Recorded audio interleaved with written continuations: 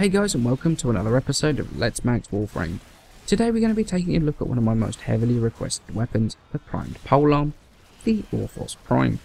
Now the Orthos Prime is a weapon that's been around for quite some time and for a while was one of the best melee weapons in the game. So in the days of Damage 2.0 and Melee 2.0, how does it stack up against the other melee weapons now?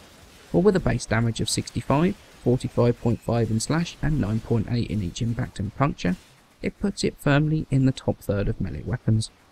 But that isn't the best thing about the weapon, neither is the pretty average 10% critical chance, 200% multiplier, or the average 15% status. No, the best thing about this weapon is the huge base range on the weapon. Now, this on its own is one of the longest reaches of any of the melee weapons in the game. However, when combined with primed reach, gives it around a 15 meter melee range, and combining that with an above average attack speed of 1.2 attacks a second, this thing can absolutely decimate groups of enemies extremely quickly. The Orthos Prime also comes with a huge knockdown range as well, which also is increased by primed reach, meaning that a huge area around you can be knocked down with a jump attack. The weapon also comes with a massive directional melee, and due to the fast attack speed can copter around amazingly well as well, meaning that the Orthos Prime not only does a ton of damage in a wide area, but can move you around the map fantastically well as well. Now realistically, the only thing I can think of that can be said as a negative against the Orthos Prime is the fairly high stamina cost of 15 per swing, meaning that draining your stamina can happen extremely quickly, and it is something that needs to be kept an eye on. Now in terms of stances, either of the stances works just fine on the Orthos Prime. Now I know there are some of you guys that love your combos. Personally, I focus on the standard EEE combos, and either of them are just fine. I prefer Slashing Wing on Shimmering Blight because it does feel a bit faster than Lethal Gust on Bleeding Willow, even though Lethal Gust does more damage in the combo.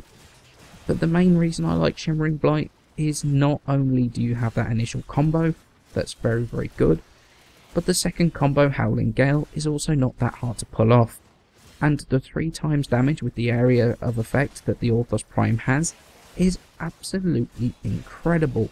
However, as I say, it's mostly down to personal preference which one you go for, but Shimmering Blight is definitely the one for me.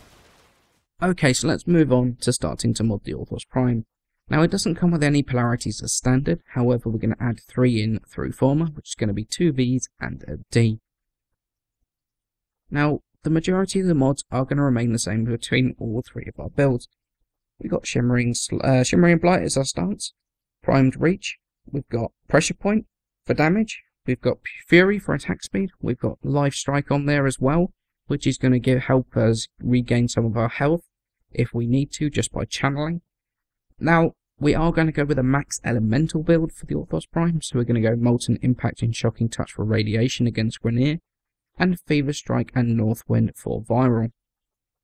For our Corpus build, Shocking Touch and North Wind as well as Focus Energy, which is going to bring up Magnetic, whilst also bringing down the cost of channeling very slightly whenever we're using our Life Strike. And we've also got Fever Strike in there, which is going to help deal some extra poison damage against the fleshier Corpus. And for the Void, Fever Strike, Shocking Touch and Focus Energy for corrosive damage, and Molten Impact for the extra heat damage. Obviously, if you're running corrosive projection, you can change this out for a viral build as well. However, this build is going to do you absolutely fantastically well. So on to my recommendation. Do I think this is worth the time, effort and resources invested into maxing this? And let's be honest, of course I do.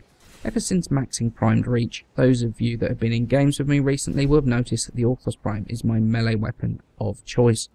It's replaced all of my other melee weapons for pretty much every single mission.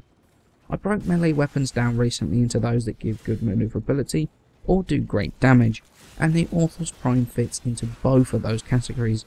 The speed that you can copter around with, the directional melee which is one of the best in the game, if not the best, combined with fantastic damage, the Orthos Prime is absolutely incredible. I've not had as much fun with a melee weapon since doing my 1 hour plus derelict survival runs with the Sindo Prime. However, I know that comparisons are going to be drawn between this and the Tombow, and quite frankly there's going to be a bit of personal preference here again. The Tombow doesn't have quite the same insane range as the Orthos Prime, with it being a few meters shorter.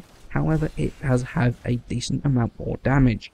Personally, I prefer being able to apply the damage of the Orthos over a wider area, and being able to kill nullifiers from outside their bubble is pretty amazing. The Tombow is by no means a bad weapon, it's a pretty fantastic one, but for me, the Orthos Prime range is unbeatable. So in essence, insane range, great damage, and awesome maneuverability. The Orthos Prime has the best of all worlds. Worth throwing as many Forma as you can at it, you'll never regret it. If you've not tried this thing with Prime Reach yet, you are missing out. As always guys, many thanks for watching, please remember to leave a like and subscribe, it helps me out a ton, and I shall see you in the next episode.